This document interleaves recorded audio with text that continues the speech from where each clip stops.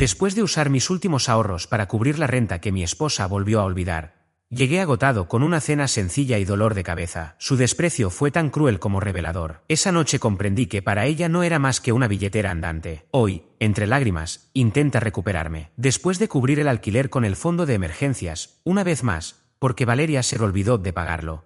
Llegué a casa con una cena comprada en una estación de servicio y un dolor de cabeza insoportable. Apenas vio la comida, frunció el ceño y dijo: «Vaya, tienes un talento para hacer que la pobreza sepa aún peor». Acto seguido, arrojó todo a la basura y soltó: «Intenta de nuevo mañana, imbécil». Esa noche entendí que no era un esposo. Era simplemente una billetera con pulso. Esta mañana, me llamó entre lágrimas, suplicando: «Ya conoces el tipo, esos que permiten que los pisoteen una y otra vez hasta que, un día, algo dentro de ellos se rompe». Y aquí estoy ahora, a las 2:47 de la madrugada, estacionado frente a un supermercado abierto las 24 horas porque no soporto la idea de regresar a esa casa.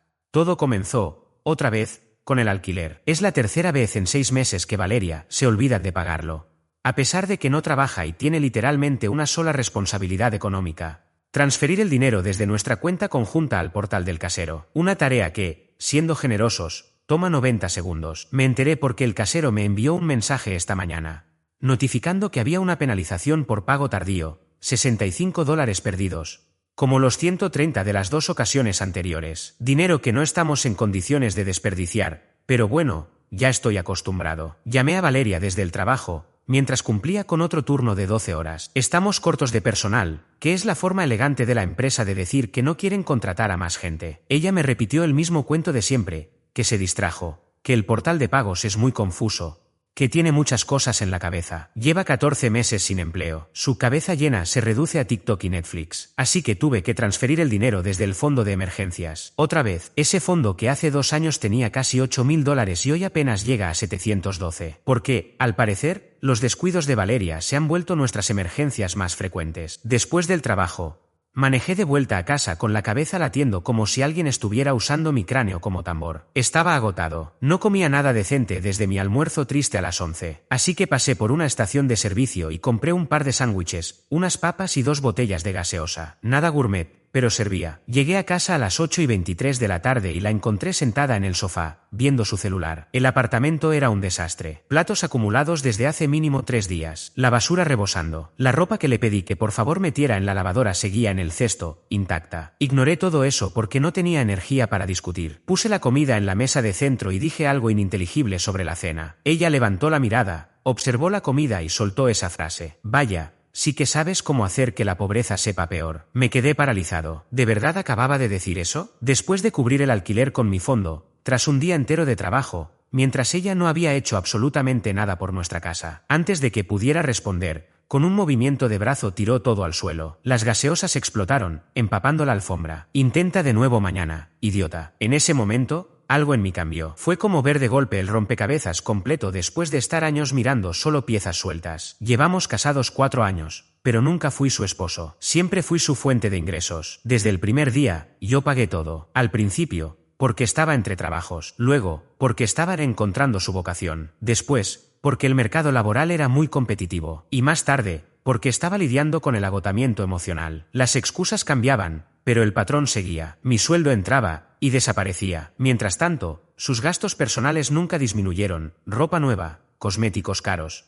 pedidos de comida constantes porque cocinar la agotaba. Y cada vez que lo mencionaba, el problema era yo. Era un abusador financiero por preguntar en qué se iba el dinero. Era controlador por sugerir un presupuesto. Era insensible por cuestionar si realmente necesitaba otro par de zapatos de $300. La miré mientras la gaseosa se filtraba en la alfombra, la misma que seguramente tendría que limpiar yo, y sentí que algo en mí se rompía. O tal vez se despertaba. No grité, no discutí, solo me di la vuelta, salí del apartamento, subí al coche y me fui. Dejé a Valeria sola con su teléfono, su actitud y su caos. Estuve conduciendo sin rumbo un buen rato, hasta que terminé aquí, en este estacionamiento, escribiendo esto en mi teléfono porque literalmente no tengo con quién hablarlo. Ella se encargó de eso. Mis amigos eran unos inútiles. Mi familia, tóxica. Curioso como todos los que podrían haberme apoyado resultaron ser, según ella, gente dañina. Mi celular no ha dejado de sonar en la última hora. Primero llegaron los mensajes furiosos: ¿dónde estás? Luego, los manipuladores: estoy asustada, vuelve por favor. Después, el gaslighting: estás exagerando, fue solo una broma. Y finalmente, Las lágrimas por mensaje. Perdón, amor. No quise decir eso. Vuelve, por favor. No he respondido a ninguno. En cambio, me puse a hacer cuentas. Matemáticas frías, objetivas. En estos 4 años, he aportado aproximadamente $192.000 a los gastos del hogar, servicios y caprichos personales de ella. Su contribución, unos 18.000, durante el breve periodo en que trabajó. Y eso sin contar el desgaste emocional, las tareas del hogar que hago aunque trabajo tiempo completo, los pasos en falso que he evitado, los amigos que perdí, las reuniones familiares que me perdí, los sueños que postergué. Creo que he vivido en negación 4 años, diciéndome que todo mejoraría cuando ella encontrara el trabajo ideal, cuando tuviéramos más dinero, cuando estuviera menos estresada. Pero ¿cuándo? ¿Cuándo? Hoy, viéndola tirar la cena al suelo mientras me insultaba, por fin entendí. No hay cuándo. Esta es ella. Esta es nuestra vida. O mejor dicho, la que era. Porque terminé. No quiero ser más un cajero automático con piernas. Mañana voy a abrir una cuenta nueva, en otro banco. Cambiaré la domiciliación de mi sueldo. Llamaré a un abogado. Y averiguaré cómo se navega un divorcio cuando has sido el sostén económico absoluto durante años. No sé qué hará cuando se corte el flujo de dinero. Probablemente llamará a sus padres, esos que tanto daño le hicieron,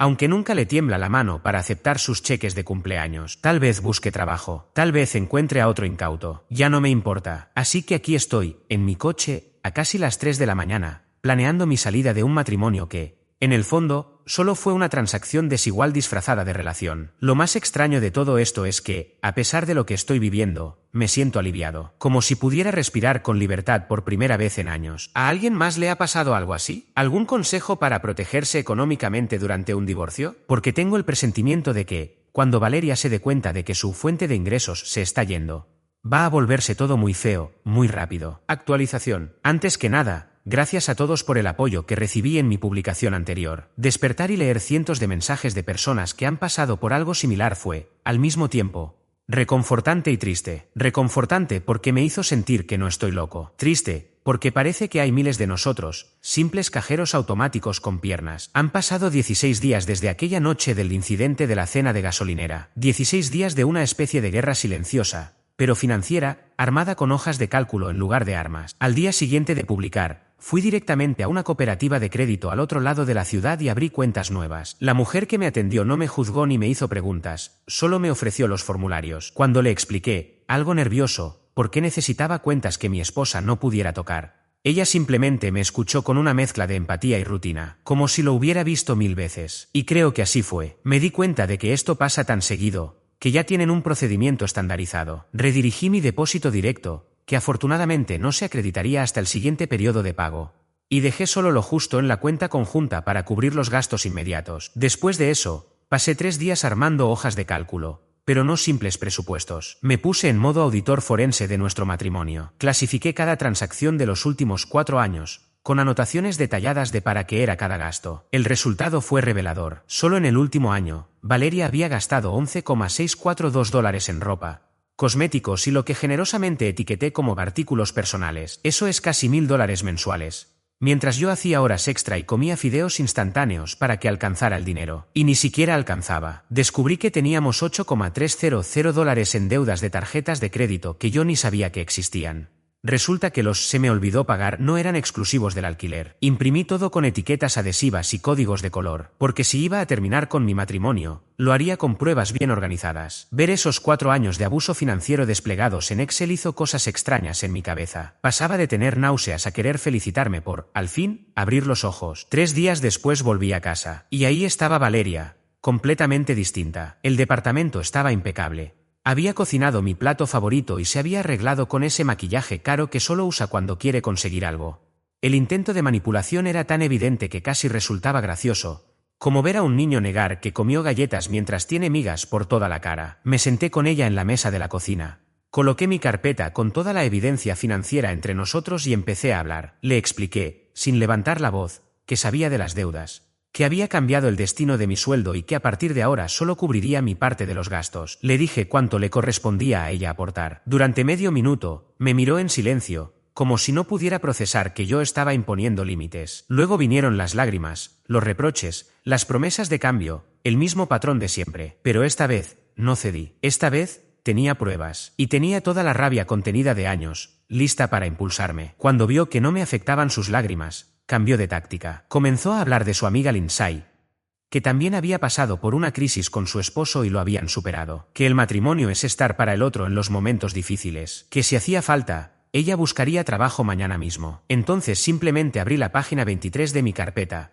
la que contenía una lista de todas sus promesas anteriores de buscar empleo, con fechas y excusas correspondientes. No había nada más que discutir. Y ahí explotó. Me gritó de todo. Dijo que el que estaba abusando económicamente era yo, por controlar el dinero. Que siempre había sido un tacaño, un fracasado, y que solo seguía conmigo por lástima. Lo más curioso de todo fue que escucharla decir eso me hizo sentir mejor. Como si, por primera vez en años, finalmente estuviera siendo sincera. Esa noche me mudé al cuarto de invitados. Un colchón en el suelo, mi laptop y algo de ropa. Mi amigo Lawson lo llamó mi nido de depresión. No era gran cosa, pero era mío. Y esa noche dormí profundamente, sin esa ansiedad permanente por el dinero que me había acompañado por años. Los días siguientes fueron una montaña rusa. Valeria parecía una desconocida probando distintas personalidades para ver cuál me devolvía a su control. Un día era dulce, me preparaba café, preguntaba cómo había estado mi día. Al siguiente estaba fría, distante, cerrando puertas con fuerza y suspirando de manera teatral. Luego aparecía en modo práctica, buscando empleo, pidiéndome ayuda con su currículum. Yo solo respondía con educación,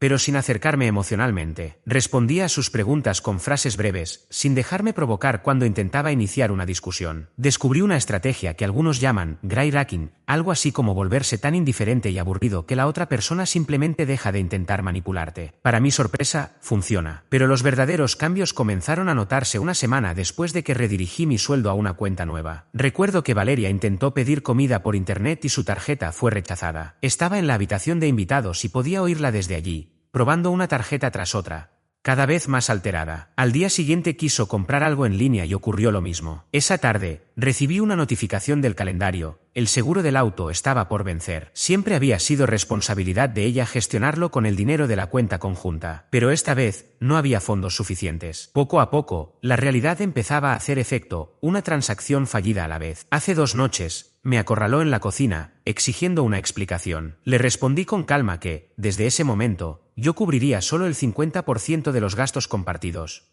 alquiler, servicios, comida y seguro. Ni un centavo más. Si quería dinero para sus gustos, tendría que poner de su parte. Su reacción fue tan rápida como reveladora. Primero asombro, luego incredulidad, furia, cálculo y finalmente resignación. Todo eso en cuestión de segundos. A la mañana siguiente, encontré una nota sobre la encimera. Decía que se iba unos días a casa de su amiga Aurora para reflexionar. Se llevó su portátil, algo de maquillaje y ropa suficiente para una semana. Y, sinceramente, desde que salió por la puerta, el apartamento se siente más amplio. Como si su constante mal humor y ese aire de superioridad hubieran ocupado un espacio físico que ahora me deja respirar. No me hago ilusiones, sé que esto no ha terminado. Valeria no es de las que renuncian fácilmente a su fuente de ingresos. Pero, por primera vez desde que estamos casados, no le tengo miedo al conflicto. Estoy preparado, tengo mis cuentas separadas, mi carpeta con documentos organizados y, lo más importante, tengo la certeza de que no estoy loco por esperar que un adulto se comporte como tal. Mi abogada, una mujer directa que me recuerda a una tía estricta pero justa, dice que tengo una buena posición. No tenemos hijos, vivimos de alquiler, y aunque tenemos deudas conjuntas, no poseemos bienes en común. Ella está preparando los papeles de separación, asignando las deudas en proporción a quien las generó. Eso significa que Valeria está a punto de descubrir que los días de spa y las compras compulsivas no fueron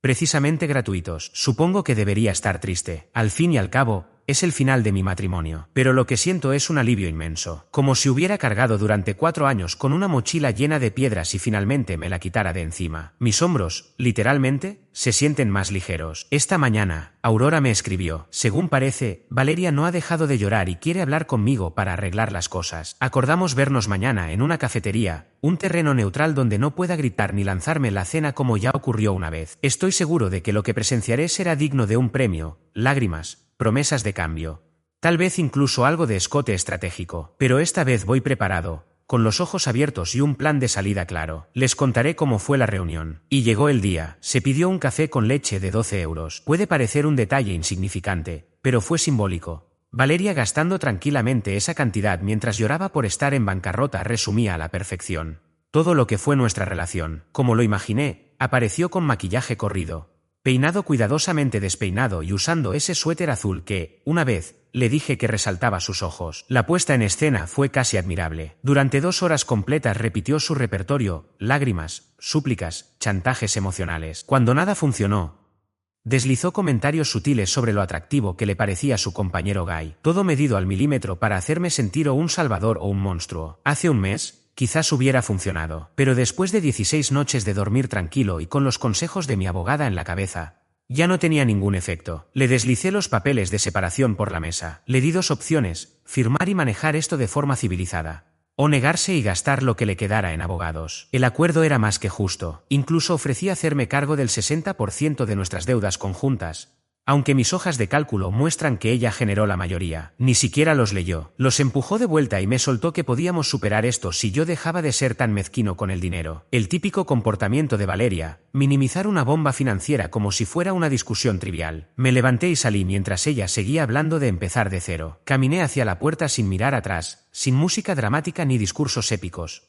Solo el sonido incómodo de los clientes evitando mirar a la mujer que lloraba en medio del local. De eso hace 37 días. Desde entonces, mi vida ha sido un caos, pero uno que mejora poco a poco. Es como si estuviera desintoxicándome de una adicción de 4 años. Las primeras semanas fueron devastadoras. Tenía pesadillas constantemente, dudaba de mí mismo y me quedaba mirando el teléfono, debatiéndome entre si debía llamarla y decirle que me había equivocado. Pero entonces ocurrió algo que no esperaba. Aurora, una amiga de Valeria, me contactó. Al parecer, la convivencia entre ellas no estaba siendo tan armoniosa como Valeria esperaba. Durante 2 semanas, Aurora había escuchado la versión que Valeria contaba sobre lo sucedido, mientras ésta abusaba de su hospitalidad y consumía su comida sin aportar absolutamente nada. Fue ahí cuando Aurora empezó a hacerse preguntas. Luego comenzó a notar contradicciones. Y finalmente, decidió buscarme en redes sociales y enviarme un mensaje. Nos encontramos para tomar un café. Yo pedí el más sencillo, apenas $5.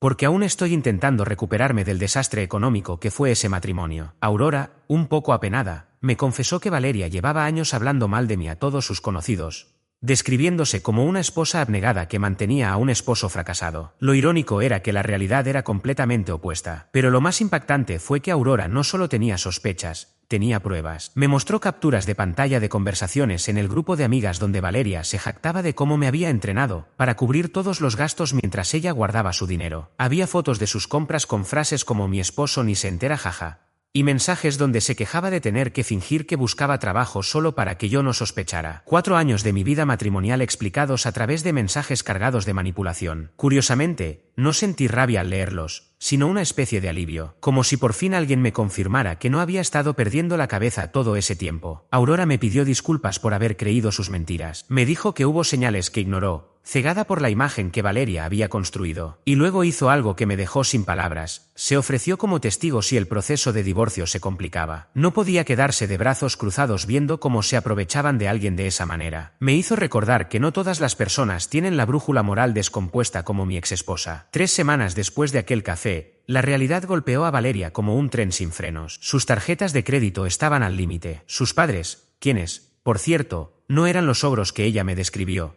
sino personas comunes cansadas de financiarle los caprichos, se negaron a seguir enviándole dinero. Y Aurora, finalmente, le pidió que empezara a pagar su parte del alquiler o que se buscara otro lugar donde vivir. Fue entonces cuando comenzaron las llamadas. 3, 4, hasta 5 veces por día. Mensajes de voz que oscilaban entre disculpas llorosas y amenazas desmedidas. Algunos mensajes decían: "Te extraño tanto, amor", y otros: "Vas a terminar solo y amargado". El desgaste emocional era intenso, pero mi abogado ya me había preparado para eso. Documenta todo, responde lo justo y necesario, y nunca entres en su juego. Seguí ese consejo al pie de la letra. Después llegó el momento que más temía en silencio, el día de la mudanza. Había encontrado un estudio sencillo al otro lado de la ciudad. Nada lujoso, pero estaba limpio. El agua tenía buena presión y lo mejor de todo, el contrato estaba solo a mi nombre. Organicé todo para recoger mis pertenencias mientras Valeria supuestamente tenía una entrevista de trabajo, la primera en meses, justo cuando necesitaba dinero para el alquiler. Pero no fue así. Me estaba esperando en el apartamento, sentada en el sofá como una especie de jefa final de videojuego. Por un momento breve, casi me reí. Era tan típico de ella. Por supuesto que iba a complicarlo todo. Por supuesto que tenía puesto ese suéter azul otra vez. Mi amigo Holden, que me había acompañado para ayudarme, se puso tenso al instante. Había escuchado todas las historias, pero era la primera vez que vivía en carne propia lo que yo le había contado durante años. Lo que siguió fueron 2 horas insoportables. Valeria pasaba de ayudar a empacar con extraña cordialidad, a dejar caer accidentalmente cosas importantes para mí. Hablaba con Holden como si fuésemos viejos amigos, lanzando preguntas con segundas intenciones sobre mi nuevo hogar. A lo que respondí con vaguedades. En todo momento, estuve esperando el estallido, los gritos, los objetos volando, pero nunca llegó. En lugar de eso, cuando me llevé la última caja, me entregó un sobre. Dijo que había estado reflexionando mucho. Dentro estaba el acuerdo de separación firmado, sin correcciones, sin condiciones, su firma en cada apartado. Me quedé mirándolo, como si fuera a estallar. Después de semanas discutiendo cada punto, simplemente cedía. No lo entendía. Esa noche, ya en mi nuevo colchón, en el suelo de mi pequeño departamento, reviví la sensación de aislamiento que conocía también del cuarto de invitados. Y entonces recibí un mensaje de Aurora que aclaró todo. Al parecer, Valeria había conocido a un hombre en un bar. Alguien con reloj caro y auto de lujo, que creyó la historia de la esposa oprimida por un excontrolador. Y ese tipo ya le había ofrecido que se quedara en su casa hasta que se estabilizara. Había encontrado otro cajero automático humano, y de pronto, el divorcio rápido le convenía más que nunca. Una parte de mí sintió alivio. Otra, en cambio, sintió una especie de impulso por advertirle al pobre tipo, enseñarle mis planillas, los mensajes, salvarlo de lo que yo había vivido. Pero no lo hice. Hay lecciones que uno debe aprender por sí mismo. Desde entonces, mi vida ha sido extrañamente tranquila. Trabajo, vuelvo a casa a mi estudio ordenado. Estoy reconstruyendo mi fondo de emergencia. Ya va por $1,012. He empezado a cocinar más allá de lo básico. Incluso descargué una app de finanzas que no me da ganas de romper el celular. El divorcio se finalizó la semana pasada. Nada de drama, ni juzgado. Solo papeles y una sensación hueca cuando vi el sello que decía disuelto sobre lo que alguna vez fue el compromiso más importante de mi vida. Me gustaría decir que encontré alguna gran verdad en todo esto, pero lo cierto es que aún estoy procesando. A veces, instintivamente, quiero escribirle para contarle algo gracioso. O despierto y me sorprende no sentirla al otro lado de la cama. 4 años de costumbre no se borran tan fácil. Pero también estoy redescubriendo partes de mí que llevaba mucho tiempo sin ver. Volví a jugar con mi antiguo grupo. Hablé de nuevo con mi hermana. Compré entradas para un concierto sin calcular cuántas cenas de fideos baratos necesitaría para compensarlo. Anoche pedí comida a domicilio. Nada caro. Solo comida china del lugar de siempre. Y mientras comía pollo a la naranja en mi sofá de segunda mano, viendo vídeos en mi laptop, tuve un momento de paz absoluta. Nadie me juzgó por lo que comía. Nadie gastaba el dinero que no teníamos. Nadie me hacía sentir menos por ser quien soy. No soy millonario ni exitoso ni estoy completamente curado, pero soy libre. Y sí, dejé una buena propina al repartidor, porque algunos entendemos lo que vale el trabajo de los demás. Eso es todo, a menos que ocurra algo realmente fuera de lo común. Gracias por leer.